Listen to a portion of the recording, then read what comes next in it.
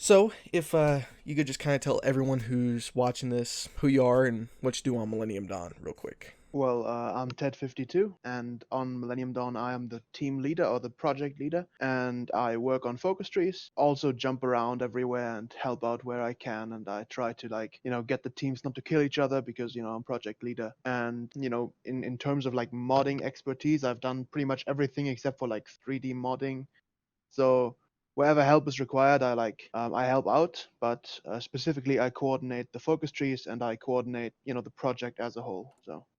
All right, cool. All right. So, is there any plans right now to add a feature where you could do things like sell territories, like states or provinces or anything like that in Millennium Dawn in the future? It's a very interesting idea actually. This is the first time I really hear it. Like in the team, we never really considered the question. It didn't really come to our mind that like countries would do it. But I guess we can add the functionality, but it would be like difficult to like create a UI to like you would need to be able to set a price, right? You would be like, hey, give me $1 trillion and I'll give you Alsace-Lorraine. But it would probably be difficult to create a UI to do that. But in principle, there's no reason not to do it, I guess. Okay. Um, Next up, are there any ideas of doing anything with decisions, like maybe selling and buying weapons or equipment or anything like that in the future?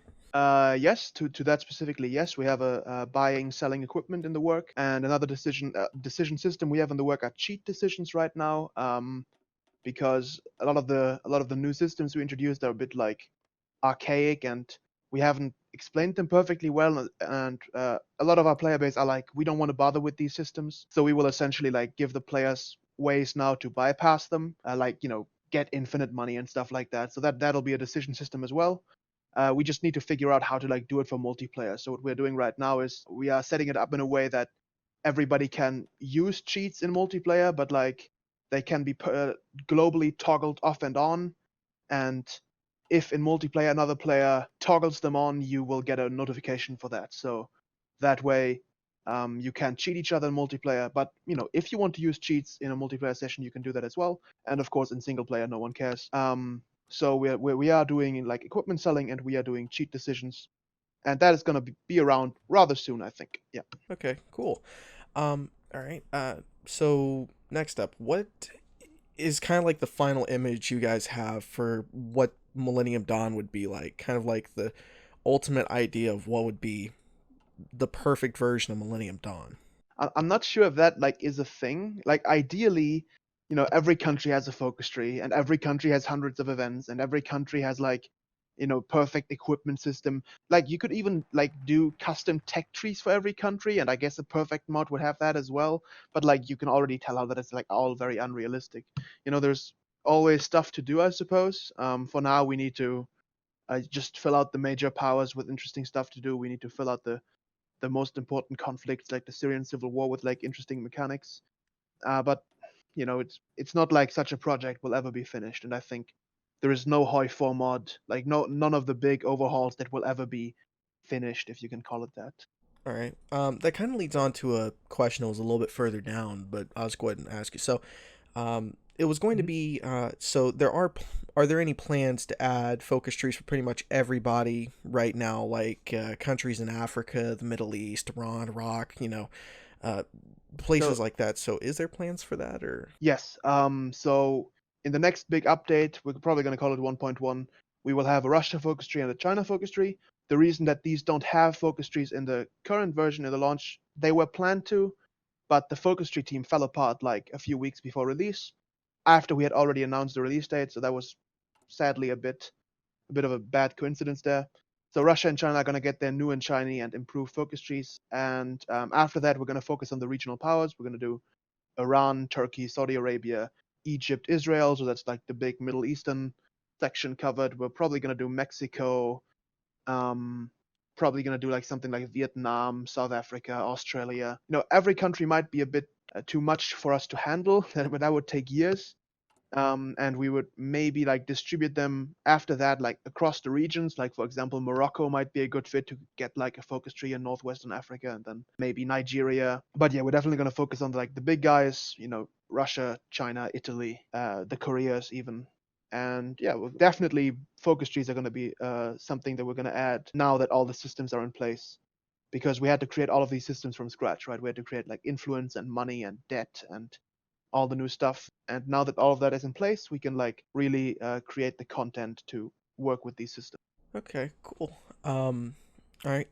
So with the whole update and everything, a couple removed, and I think they Mhm. were Chrome and Rubber. What was kind of the reason for removing those, I guess? And are there any plans to add any future resources or remove anything else? The reason was because these are not as important. Like back in World War II, they were very important for like heavy tank production and like to balance heavy tanks. Paradox basically specifically put them in. We figured that like there are so many important resources these days that like simulating them all might be a bit difficult. Like, do we simulate coltan, which is like very important for like smartphones and microprocessors and like which is single-handedly causes a lot of the conflict in like the Democratic Republic of Congo, right? So there are a lot of resources that we could represent. We have definitely thought about like adding food as a resource. So if we are going to add a new resource, it might be food or like grain or whatever we might call it.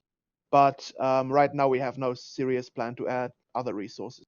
Another thing that a couple people were asking about, in the previous version, it was the start dates of January 1st, 2000, which is in the current version. And Mhm. I believe it was January 1st, 2012, I want to say, or 16. 16, yeah. Are there any plans to maybe add other scenario dates, like maybe sometime in 2012 or say the 2008 presidential election in the US, or is there any ideas of adding any scenario Uh, dates in the future or no. changing? So we have discussed it a lot, like 2008, 1992. That's like start dates people want to see. But it's like a lot of work to add a new one. And basically, you have to go through every country and like set up their parties and leaders. And we already have trouble doing that for the two current start dates. And basically, the problem is that most people will just select whatever earliest start date they have. With a modern day mod, it's a bit different because 2017 is the modern day start date, if you will, and like 2000 is the start date with a bit more sandbox freedom that like has a bit of a longer run up. But adding more start dates is a lot of work that we don't think will be worth it. So we don't have plans to add a new start date. No. So next up, with the old version of Millennium Dawn, obviously there was an industry tree and it was pretty Mhm. massive. Is there any plans to add the industry tree back into Millennium Dawn? And is there going to be any changes, like maybe adding new tech in there, or Yes. There's going to be an all new industry tech tree or like economy/industry tech tree. We don't quite know how we're going to call it yet, but it's going to be an economic industrial based one, and it's going to be released with the first big new content update 1.1. a lot of people were disappointed when the update came out and nukes weren't in it. A lot of people were all excited about the whole idea of maybe, being a Middle Eastern country and getting nukes and going crazy with them. Mhm. Are there any ideas of, are you guys going to add nukes back to the game? And if you are they going to be any different than before? Um, so modding nukes is something that Paradox has so far failed to support completely. Modding nukes has a lot of problems. First of all, you can't set a starting number of nukes. As far as I know, maybe they've added it recently. That was my initial problem with Millennium Dawn all the way back in 2016. You couldn't go into the history file and go to like give Russia 8,000 nukes to start with. So that's the first issue. And the second issue is states versus provinces work in a very peculiar way. Like the population is stored on the state level, and like fortifications are stored at the province level, but industry is once again stored at the state level. So the way nukes already work in vanilla is a bit wonky in that regard. And the past experience with Millennium Dawn is that also the AI is not very good at handling them, and that George Bush just goes crazy nuking Iraq. And Historically accurate, but yeah. historically accurate, yeah. And it's just not very fun. Like if we added nukes back and like the AI knew to handle them, there would be a lot of complaints that it would be impossible to fight against the great powers. Like it's like a double-edged sword, I think. If Paradox gives us a bit more like help with modding nukes, then I guess we could do it. But currently, like the technical limitations are a bit impeding us. So it's just not very fun to work with nukes, and it's just not very fun to play with them either, frankly. So, something else that people were wanting to know Hmm. is there any plans that the team has of maybe updating the older version of Millennium Dawn where it had advisors and all this kind of stuff to the point where it is stable on the current build? And is there an idea of maybe releasing that for people who prefer the old version over the new one at all? Or? Um, yeah, so I wanted to do that, but like converting something from 1.5 to 1.6 is a lot of work, and now a few community members who are also pretty unhappy with the changes have stepped forward and have offered themselves up to like form maybe a small team around like a Millennium Dawn Classic, and I will see where that goes. I will keep the community updated. If I run out of things to do for the current build, I can definitely think about it. I have all the 1.5 files stored up. If it's like popular, I can also provide a permanent download link just to the 1.5 files. Because I think Paradox will now permanently preserve actually this version because of how they are switching from 32 to 64-bit, or is it like the 1.6 Yeah, version? the 32 to 64, yeah. Um, so I definitely still have the old files. I have them saved up. Just converting from 1.5 to 1.6 is very rough because how they changed the whole naval system. Basically, all technology files and all order of battle files are completely messed up, and it would take me like 100 hours of work. You know, not just like 4 days, but like 4 days of me sitting at my computer, just trying to convert that without doing any bug testing. So I'm very thankful that some community members have stepped forward, and I'm completely willing to um, let someone else do it for me. I have always been very liberal about sharing my files. If you want to use Millennium Dawn assets for your own mod, you can do so. And if you want to upload an old version and continue to maintain it, you can also do that. Provide the appropriate credit. Don't use it for like politically extreme purposes. But generally, I have no problem with people maintaining it on their own. And as I said, some community members have now volunteered to do so. But if nothing comes of that, I will look at doing it personally. So yeah, Millennium Dawn Classic is coming. I just don't know when. Okay, cool. All right. So another thing that people were kind of surprised with whenever the new update came out. Hmm. Previously with the focus trees, pretty much it was everybody got between really, I think it was 3 to 5 focuses, or not focuses, but tech slots, and pretty much Text. everyone major Hmm. wise had 4. Hmm. And if stuff was outdated or anything, it was pretty quick to research, like 100 to 300 days. With the new version, if you start in 2017, some of the tech from like 2015 takes 1,000 days to research, or 700 days, or stuff like that.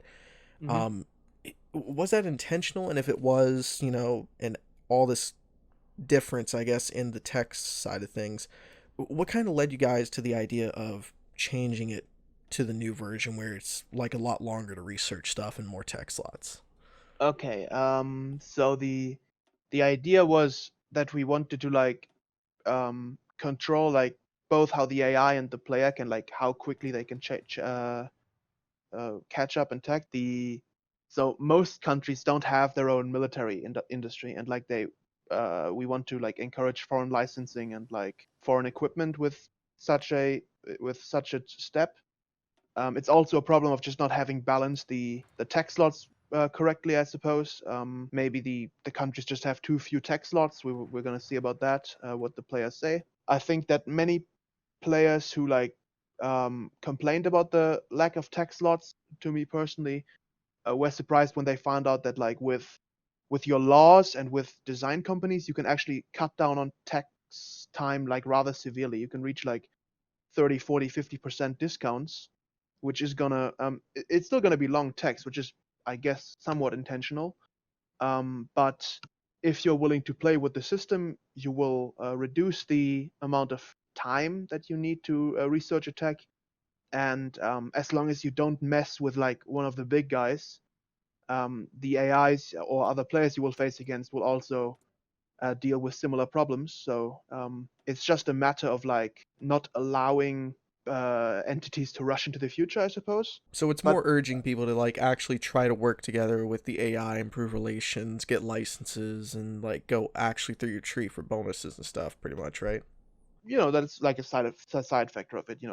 Get bonuses, get licenses, get your companies, get your laws correctly. There's a lot of things that play into it, and honestly, we're still figuring it all out. Like, if the players, reject this idea, we can go back on it and like do a revision. In playtesting, most people seem to be okay with it because we like briefed our playtesters on how it works. So most of the problems with it are probably going to be like us not communicating clearly enough how the system works. So we're going to work on our tooltips, and we're going to work on our tutorials in game, if you will. And maybe we will have to go back and make some revisions. That's uh, completely possible. So something else that some people were wondering, whenever the new update came out, and a lot of people just happened to see it in their mod launchers, they really didn't kind of expect it to still be a work in progress, and a lot of people when they first loaded it up were Mhm. kind of surprised. Like some countries that had trees before didn't anymore. The industry text side thing was gone. Um, and then they went to the Discord and they started realizing it's still a work in progress and still really in a beta stage. Why did the team more release it while it's in a beta stage compared to waiting like another couple weeks or months or something like that and release it once it's like 100% everything is there, it's all bug free and everything? Because firstly, a lot of the community told us that they would be fine with having it released in a beta state. I guess we are talking about two different sections of the community right now, but we had a lot of pressure to just get it out and like fix the bugs later. And I guess there's some merit to that. Like, there's nothing forcing you to play it right now. You could still wait a few months until we figure it all out. And a much bigger aspect, I suppose, is that I just made a miscalculation with like announcing the release date too early, and after that we lost some very valuable team members and resources.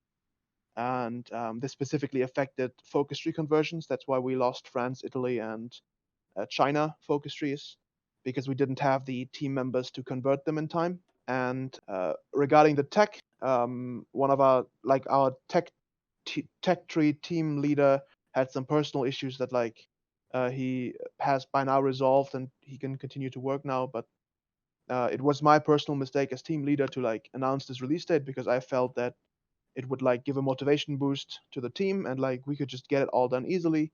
As it turns out, the motivation boost was not there, and in that moment I had the choice to like take the shitstorm then and pull the plug, or take the shitstorm at release and like release it in a beta state. I made the decision to release it in a beta state, uh, you know, justifying it to myself that people who didn't like it yet could just not play it.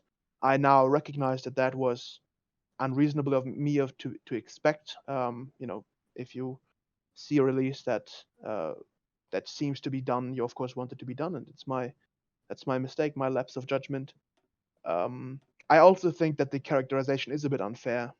We did lose industry text, but we did gain new naval text. We did gain new doctrines. We did gain several new, like complete new tech trees, Helicopters and yeah. helicopters. So there is a lot of new stuff. We did gain money and debt and political influence, and it is true that we lost some content, and we will add that back now, and we will try to get back on it. And I can only apologize to the community, to those that were disappointed. Um, okay, so one of the things you mentioned there a little bit was like one of the new features about a financial system and everything, and like going in debt and Mhm. all that. Um, Yeah. what are are there going to be any consequences added later on for being too far in debt, like less factories are available, less civs are available, and stuff like that, or We are internally experimenting with several things. I personally thought about maybe having a credit rating for your country that could like affect your construction speed, because like foreign investors wouldn't like put money into your economy and stuff like that. Um, Credit rating has a bit of a problem with like that it doesn't affect like authoritarian isolated states so much, so we would need to balance it. But we definitely have it on the radar that like debt currently is too forgiving, and that paying off debt is not rewarding enough. And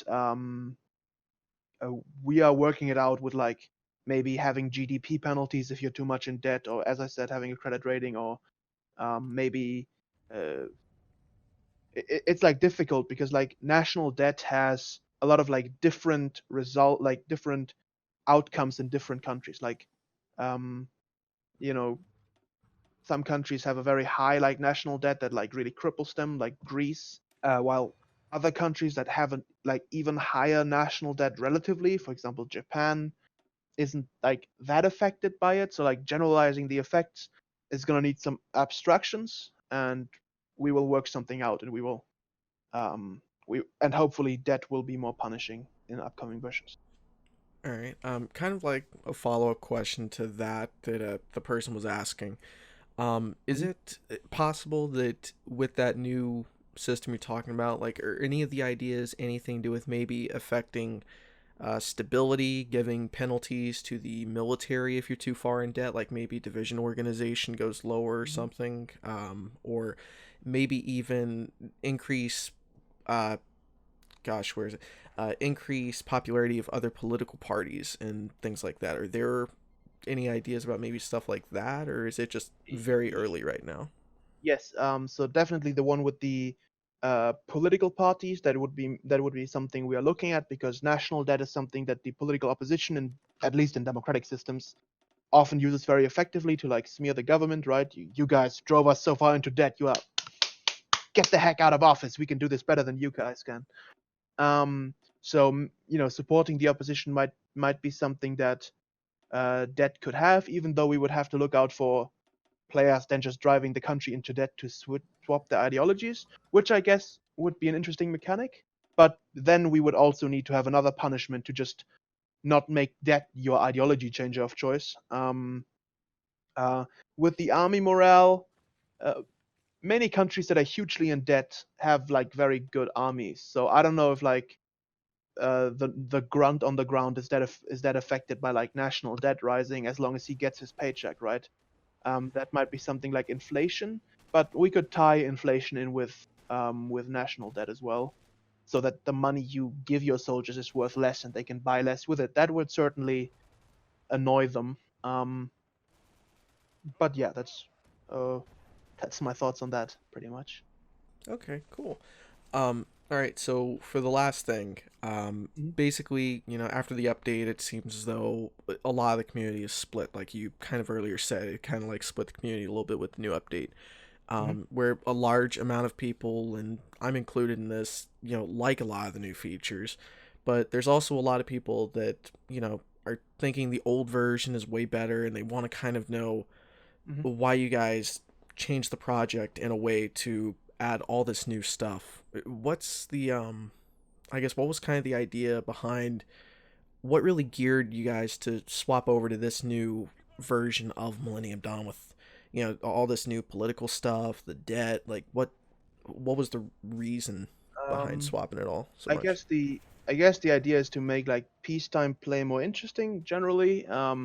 Because Millennium Dawn earlier, it was a bit derided in the community, and I think that like maybe you shared that opinion if you are happy with some of the new changes. That like Millennium Dawn is just all about like going fascist as fast as possible, as soon as possible, and then starting World War III, and then drawing some crazy borders, and then you're done with the game, right? Like that is the criticism of the crowd who like look at the modern day label and who are like, that's not a modern day mod. This feels like a go fascist slash communist as soon as possible game to be Have able to start a world war, right?